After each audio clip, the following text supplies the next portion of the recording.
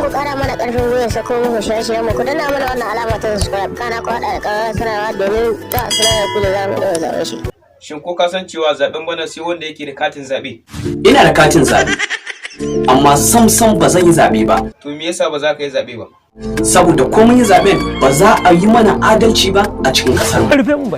Malam Jimana, da kai nake magana. Ban ji ka ba. Aka ce wai kayi wa INEC rashin mutunci? Nayi.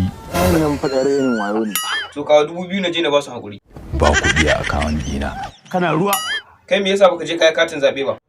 To an kyayi. To ka tabbatar ka je ka yi shi. Ba za a yi ba.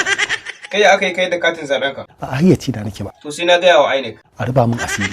Sarki ashe kana nan kusa. Duk haukar da kuke kallon ku nake. Gashi kuma har na ce baka da katin zaɓe. Dai baka da mutunci. Ka rabu da shi kawai. Ku je ku shiryo a yi muku katin zaɓe. Da shirin mu muka zo.